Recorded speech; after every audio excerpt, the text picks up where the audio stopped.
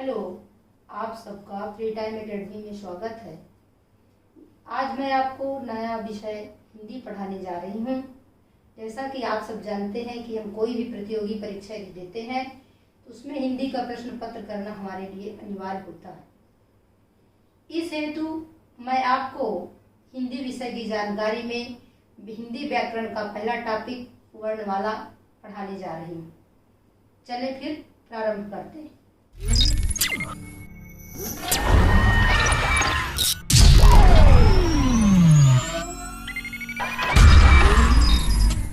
व्याकरण में सबसे पहले हम प्रारंभ करते हैं भाषा। भाषा की उत्पत्ति कैसे हुई? भाषा संस्कृत के भाष शब्द से प्रारंभ होती है। भाषा की छोटी इकाई है वाक्य, वाक्य की छोटी इकाई है उपवाक्य, उपवाक्य की छोटी इकाई है पदबंध, पदबंध की छोटी इकाई है पद यानी शब्द, और शब्द से छोटी इकाई है अक्षर, और अक्षर की छोटी इकाई है वर्ण। इस प्रकार भाषा की सबसे छोटी इकाई को हम ध्वनि या वर्ण कहते हैं, और वर्णों के सार्थक समूह को हम वर्णमाला कहते हैं, जो मैं आज आपको समझाने जा रही हूँ कि वर्णमाला क्या है। वर्णमाला में हम सबसे पहले पढ़ते हैं स्वर और व्यंजन। जो बिना किसी के सहायता के उच्चारण किए जाते हैं उन्हें हम स्वर कहते हैं, और जो स्वरों की सहायता से उच्चारण किए जाते हैं उन्हें हम व्यंजन कहते हैं। आप सभी नर्सरी कक्षा 1 से इनको पढ़ते हैं स्वर और व्यंजन, लेकिन फिर भी प्रतियोगी परीक्षाओं में हमें इनको सॉल्व करना पड़ता है, इनसे संबंधित प्रश्न आते हैं। इसलिए स्वर और व्यंजन की परिभाषा इंग्लिश में आप वावेल और कॉन्सोनेंट इन्हें बोलते हैं।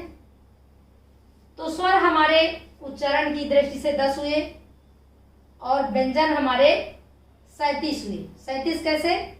35 आपके 33 व्यंजन हुए, डा और ढा दुगुण व्यंजन 33 धन 2 बराबर 35, और 2 आपके आगत व्यंजन हो गए जा और था। इस प्रकार हमारे 37 व्यंजन हुए और हमारे 10 स्वर हुए।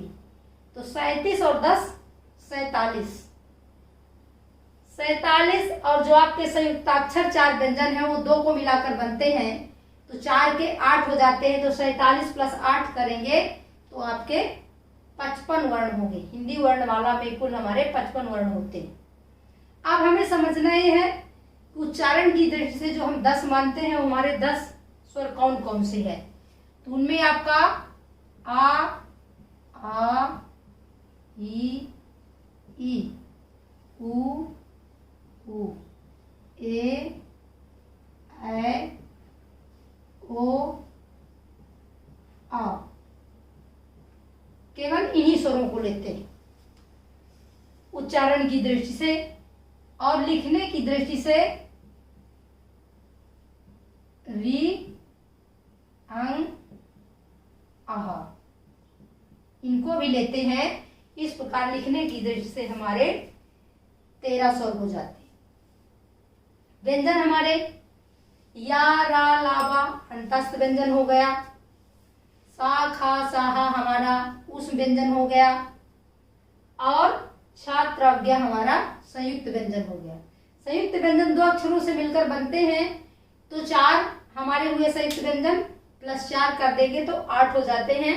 इस प्रकार हमारे 47 धन 8 आप करेंगे तो हिंदी वर्णमाला में कुल हमारे 55 वर्ण होंगे। अब हम पढ़ेंगे आगे स्वरों का वर्गीकरण। स्वर कितने प्रकार के होते हैं, इनका उच्चारण कहाँ कहाँ से किया जाता है, मात्रा के आधार पर, जिह्वा के आधार पर, दंत के आधार पर, ओष्ठ के आधार पर, नाक के आधार पर स्वरों का उच्चारण किया जाता है। इसी प्रकार व्यंजनों का वर्गीकरण 5 वर्गों में बांटा गया है। कंठ से किन व्यंजनों का उच्चारण किया जाता है, तालु से किन व्यंजनों का उच्चारण किया जाता है, मूर्धन्य से किन व्यंजनों का उच्चारण किया जाता है, दंत से किन व्यंजनों का उच्चारण किया जाता है, और होष्ठ से किन व्यंजनों का उच्चारण किया जाता है। आगे मैं आपको टॉपिक पढ़ाऊंगी। मैंने आपको बताया कि स्वरों का वर्गीकरण स्वर को कितने भागों में बांटा गया है। तो पहला है मात्रा के उच्चारण आधार पर स्वर हमारे 3 प्रकार के होते हैं। पहला ह्रस्व स्वर, दूसरा दीर्घ स्वर और तीसरा प्लुत स्वर। ह्रस्व स्वर हम किसे कहते हैं? जिन स्वरों के उच्चारण में कम समय लगता है उन्हें हम ह्रस्व स्वर कहते हैं, जैसे अ, इ, उ। जिन स्वरों के उच्चारण में हमें अधिक समय लगता है उन्हें हम दीर्घ स्वर कहते हैं, जैसे आ, ई, उ, ओ, औ।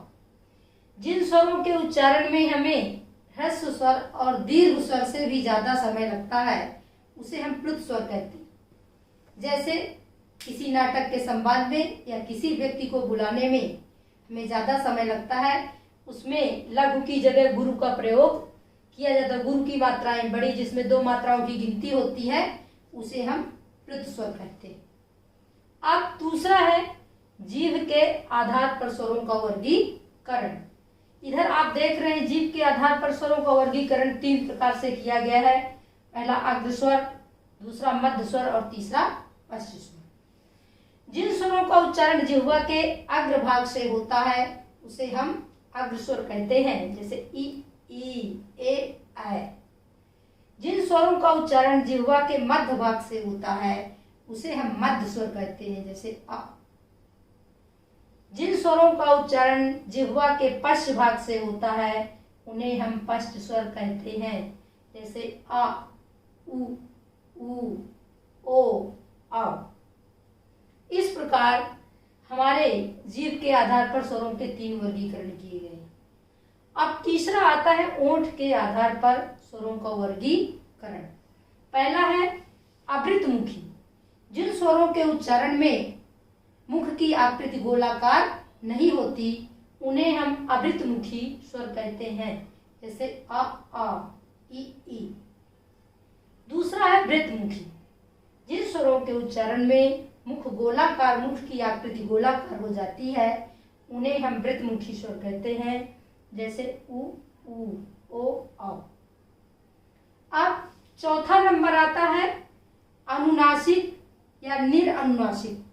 जिन स्वरों का उच्चारण के समय केवल मुख से हवा निकलती है उन्हें निरअनुनासिक कहते हैं, और जिन स्वरों के उच्चारण में हवा मुख के साथ साथ नाक से निकलती है उन्हें हम अनुनासिक स्वर कहते हैं, जैसे अम, आ, आदि।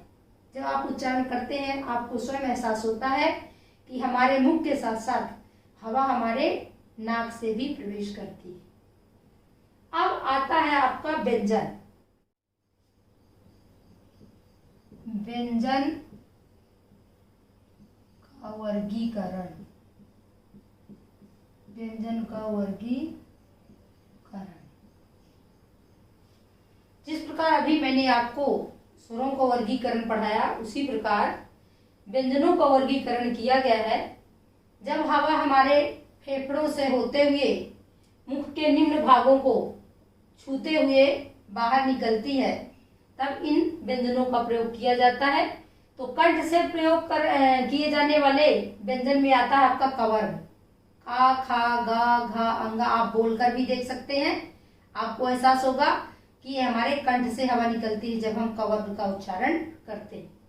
इसी प्रकार जब हम चवर्ग का उच्चारण करते हैं तो हमारे जिह्वा का पश्च भाग, जब हवा फेफड़ों से आती है तो जिह्वा के पश्च भाग के ऊपरी हिस्से को छूते हुए बाहर निकलती है, जैसे चा, छा, जा, झा, इय। अब तीसरा आता है टवर्ग, मूर्धन्य जिसे आप कहते हैं। हमारे फेफड़ों से निकलने वाली हवा जब जिह्वा के ऊपरी छत के अग्र भाग छूते हुए बाहर निकलती है उसे हम मूर्धन्य कहते हैं, जैसे टा, ठा, डा, ढा, अड़ा। आप स्वयं बोले और बोलकर भी इसका अभ्यास प्रैक्टिकली कर सकते हैं कि जो इसमें बताया जा रहा है वैसा हो रहा है। फिर है आपका तवर्ग। तवर्ग के उच्चारण में हमारे दोनों दांत, ऊपर और नीचे के दांत एक साथ मिलते जब हम बोलते हैं ता, था, दा, धा, ना। हमारी जिह्वा बीच में रहती है और ऊपर नीचे के दांत एक दूसरे के संपर्क में आते हैं, तब हम तवर्ग का उच्चारण करते हैं। जब हमारे फेफड़ों से निकलने वाली हवा पवर्ग के उच्चारण में हमारे होंठ, ऊपर नीचे के होंठ दोनों टच होते हैं, एक दूसरे से मिलते हैं, उस समय हम प वर्ग का उच्चारण करते हैं। आप बोलकर स्वयं देखें। पा, फा, बा, भा, मा। इस प्रकार 5 भागों में हमारे व्यंजनों को वर्गीकरण किया गया है। क वर्ग का उच्चारण कंठ से, च वर्ग का उच्चारण तालु से और ट वर्ग का उच्चारण मूर्धन्य से, त वर्ग का उच्चारण दंत से और प वर्ग का उच्चारण होठ से किया जाता है। यहाँ से आपका वर्णमाला कंप्लीट होता है। स्वर और व्यंजन का वर्गीकरण प्लस स्वर और व्यंजनों की संख्या, स्वर और व्यंजनों के वर्गीकरण में किसका प्रयोग कहाँ से किया जाता है, ये जानकारी आपको दी गई। यदि आपको यह वीडियो पसंद आया हो तो आप सबसे मेरा अनुरोध है कि कृपया इसे लाइक करें, सब्सक्राइब करें, ज़्यादा से ज़्यादा लोगों में शेयर करें। Thank you.